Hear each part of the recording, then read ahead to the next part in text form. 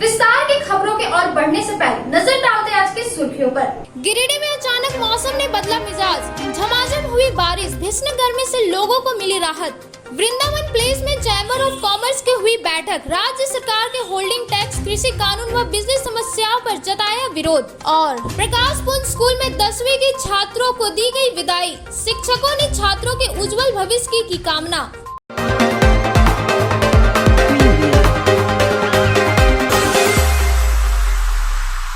गिरिडीह में अचानक हुई बारिश ने लोगों के बीच जैसे खुशी की लहर छेड़ दी है। भीषण गर्मी के बीच हुई इस बारिश से काफी खुश है। राज्य मौसम विज्ञान केंद्र ने 30 अप्रैल से मौसम में बदलाव होने की संभावना व्यक्त की थी। गिरिडीह में शनिवार दोपहर मौसम का मिजाज बदला और आसमान में बादल गुमड़ने लगे।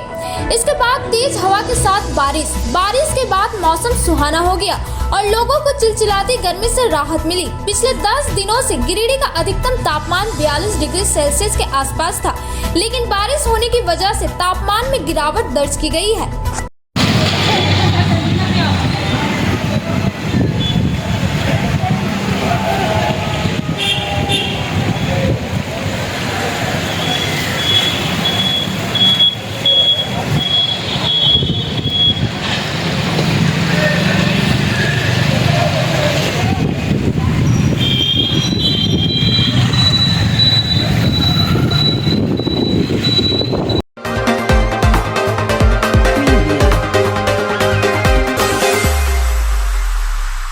जिला के बरबसिया रोड स्थित वृंदावन प्लेस में शनिवार को फेडरेशन ऑफ चैम्बर के बैनर तले जिला चैम्बर ऑफ कॉमर्स की एक बैठक आयोजित की गई।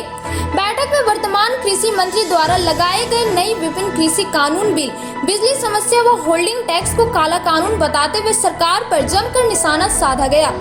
इस बाबत बताया गया कि झारखंड सरकार यहां के लोगों पर अत्याचार करने पर तुली हुई है। लोग कोविड-19 के बाद धीरे धीरे पटरी पर लौटने की कोशिश कर रही है, लेकिन दूसरी ओर झारखंड सरकार अलग अलग काला कानून और टैक्स लागू कर लोगों की बोझ बढ़ाते जा रही है। बैठक को संबोधित करते हुए जिला चैम्बर ऑफ कॉमर्स के अध्यक्ष निर्मल झुनझुनवाला ने कहा कि विधानसभा में कृषि मंत्री द्वारा पारित कृषि टैक्स का बिल झारखंड के व्यापार संघ के लिए पूरी तरह बोझ बन चुकी है। उन्होंने कहा कि इसको लेकर झारखंड के सभी चैम्बर्स अनवरत आंदोलन कर रहे हैं। दूसरे मुख्य बातों पर उन्होंने कहा कि बिजली समस्या इन दिनों गर्मी के मौसम में आम बात बन चुकी है। झारखंड के लगभग प्रत्येक जिलों में आग मिचोली का खेल खेली जा रही है। सरकार द्वारा लगाया गया होल्डिंग टैक्स एजेंडा छुपा हुआ एजेंडा है। यह ऐसा टैक्स का प्रारूप बनकर लाया गया है जो सर्किल रेट के हिसाब से लागू होगा। इससे आम आदमी 8 से 10 साल के भीतर अपना घर बेचकर टैक्स के रूप में चुकता कर देने की नौबत हो जाएगी। सरकार को समझाना चाहिए कि लोगों से जीएसटी, पेट्रोल, डीजल आदि पर पूर्व से टैक्स लगा हुआ है, लेकिन अब इस तरह का होल्डिंग टैक्स एक तरह का बोझ ही है। बैठक को संबोधित करते हुए अन्य सदस्यों ने कहा कि सरकार द्वारा हर बार अलग अलग तरह के टैक्स लाना गलत है।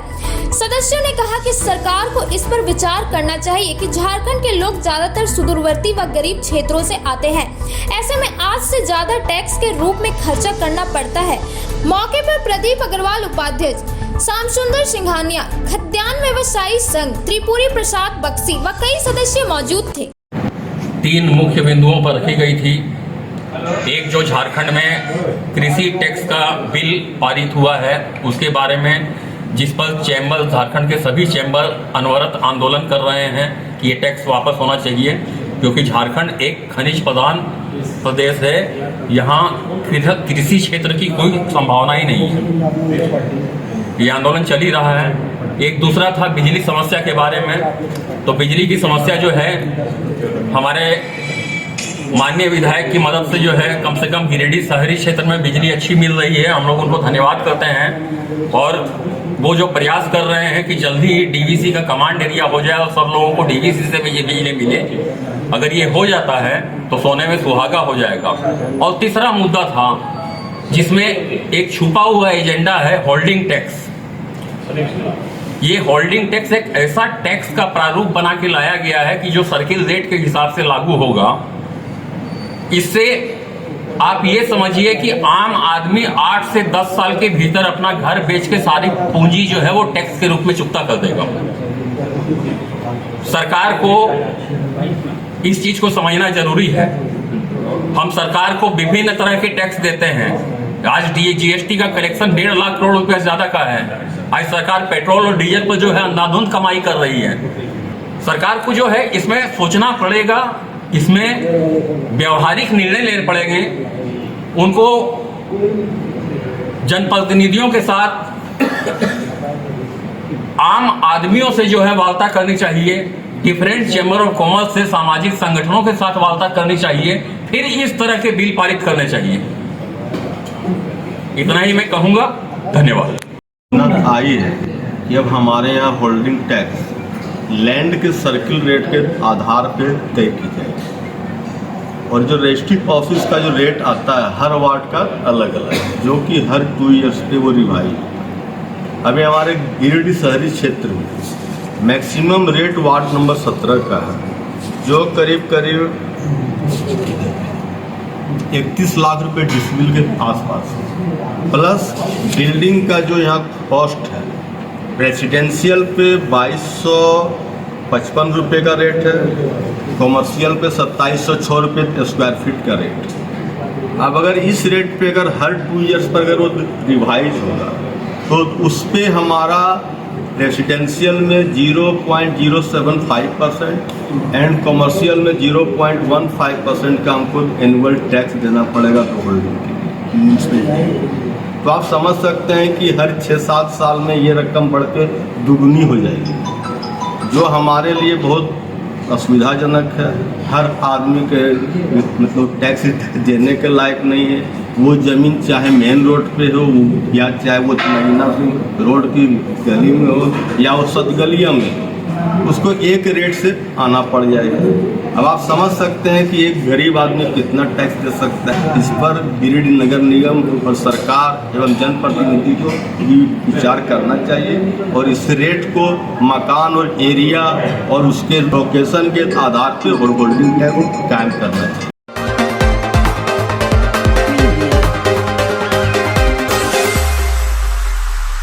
अब वक्त हो चला है छोटे से ब्रेक का। ब्रेक के बाद जल्द लौटते हैं कुछ और खबरों के साथ।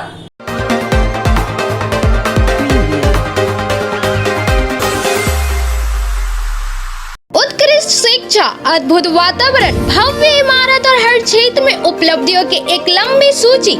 जी हाँ, झारखंड के सर्वश्रेष्ठ स्कूलों में उन्नत प्रौद्योगिकी सुविधाओं के साथ सीबीएसई बोर्ड द्वारा मान्यता प्राप्त सलूजा गोल्ड इंटरनेशनल स्कूल में क्लास नर्सरी से स्टैंडर्ड 12 तक की पढ़ाई होती है।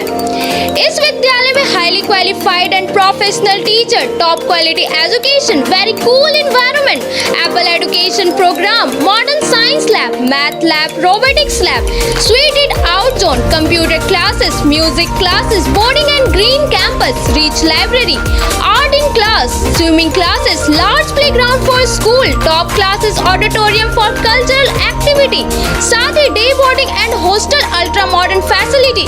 स्कूल के निदेशक जोरावर सिंह सलूजा के कुशल प्रबंधन व प्रिंसिपल नीता दास के मार्गदर्शन से यहाँ के छात्रों का बहुमुखी विकास हो रहा है। क्वालिटी एजुकेशन वाले विद्यालय में क्लास नर्सरी से 12 तक का नामांकन प्रारंभ हो गया है, तो आप अपने नन्हे मुन्ने प्यारे बच्चों का उच्च स्तरीय परिवेश में फलने फूलने का मौका दें।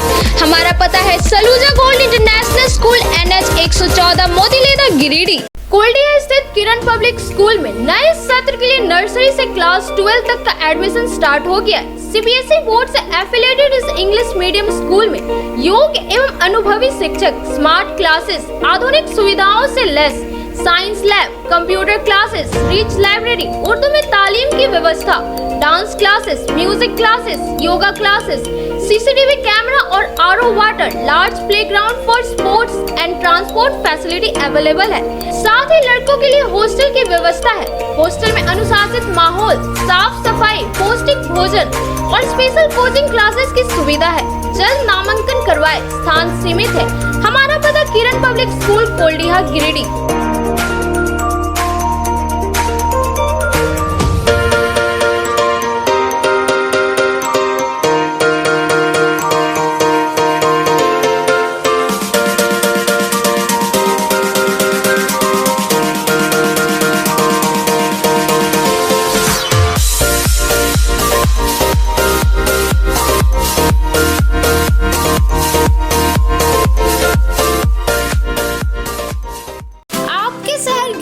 फ्लैक्स और प्रिंट के क्षेत्र में जाना पहचाना नाम बरकत अली आर्ट्स। जी हाँ, गिरिडीह के स्टेशन रोड में लाइन मस्जिद के पास हमारे यहाँ आपको हर तरह का LED light board, visiting card, LED letter, steel letter, flex print, light board, IND number plate, शादी कार्ड, नेम प्लेट, बम प्लेट, हैंड बिल आदि की सुविधा दी जाती है। हमारा पता है Barkat Ali art station road near line मस्जिद गिरिडीह।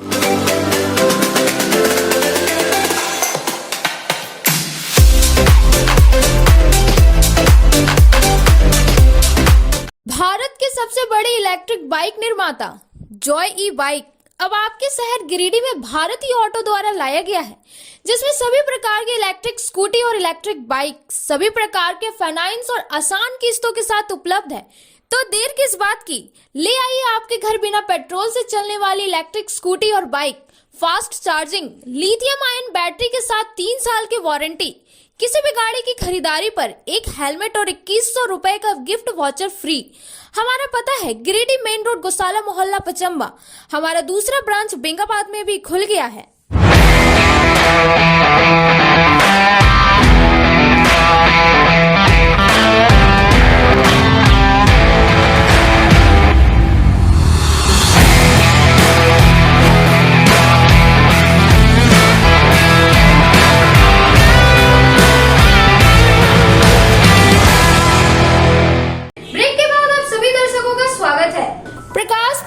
स्कूल पांडेडी सिरसिया में 10वीं वर्ग के छात्रों के लिए फेयरवेल कार्यक्रम का आयोजन किया गया, जहां सभी छात्र एवं छात्रों को भावभीनी विदाई एवं ढेर सारी शुभकामनाएं दी गई।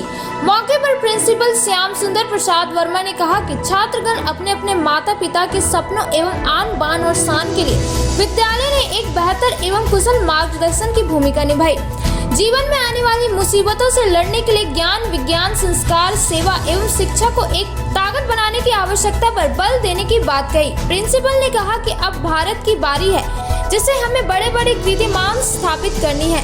शिक्षा, स्वास्थ्य, पर्यावरण इत्यादि गतिविधियों में छात्रों ने बढ़ चढ़कर हिस्सा लेते रहे हैं। इस विद्यालय के छात्रों ने विभिन्न क्षेत्रों में एक इतिहास गढ़ा है। कार्यक्रम को सफल बनाने में लीलावती वर्मा, पूर्णिमा महतो, कंचन कुमारी, मेनका, परमजीत कौर, जयंती हेमब्रम, सुरभि सिन्हा, उमा भारती, ज्योति सिन्हा, अनिकेत घोष, सुप्रिया कुमारी, भरत कुमार इत्यादि की सराहनीय भूमिका रही। प्रकाश पंत पब्लिक स्कूल पांडेडी सिरसिया गिरिडीह में आज यहाँ पे 10वीं वर्ग के छात्रों को विदाई समारोह का आयोजन किया गया। इस कार्यक्रम में समस्त बच्चों को हमने ढेर सारी शुभकामनाएं दिया और आने वाले समय में आने वाले उनके भविष्य के लिए बहुत सारी जो ज़िंदगी में हमें कैसे स्ट्रॉन्ग होकर के, मजबूत होकर के किस तरह से हमें समस्याओं से फाइट करना है, ये तमाम ऐसे विषयों पर उनको हमने जानकारी दिया। ये बच्चे हमारे कल के भविष्य हैं। इन बच्चों को हमें एक बेहतर शिक्षा के साथ साथ जीवन जीने की शैली, जीवन जीने की कलाएं, तमाम चीज़ों को हमने उसके भीतर में हमने उभारने की कोशिश किया, उन्हें तराशा।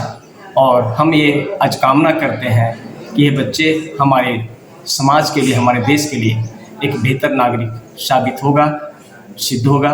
इन्हीं शुभकामनाओं के साथ हम समस्त बच्चों को आज ढेर सारी शुभकामनाएं और धन्यवाद।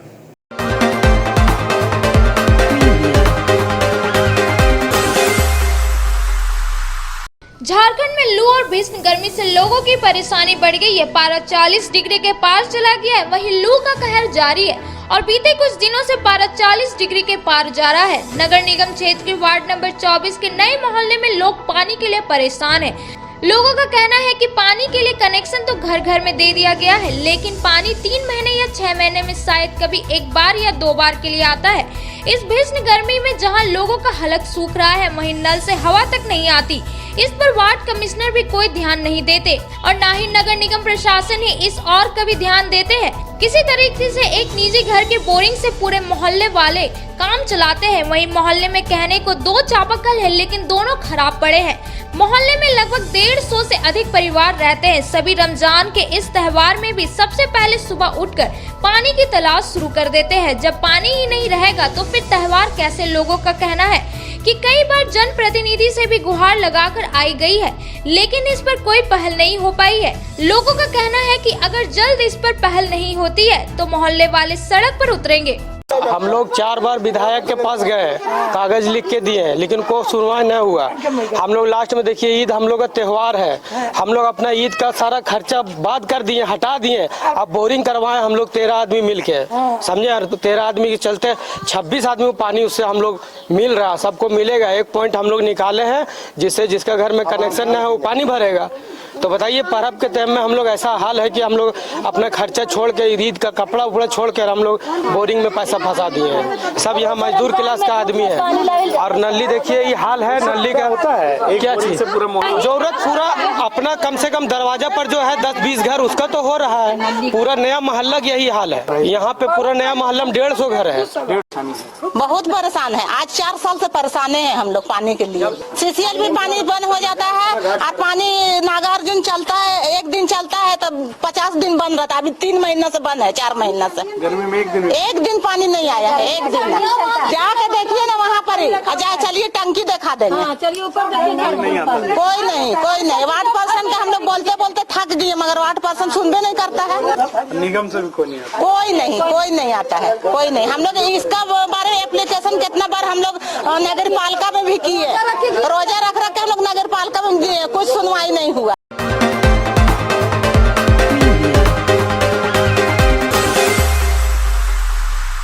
आज के अंक में बस इतना ही। तब तक के लिए दीजिए पूरी टीम को इजाजत। नमस्कार।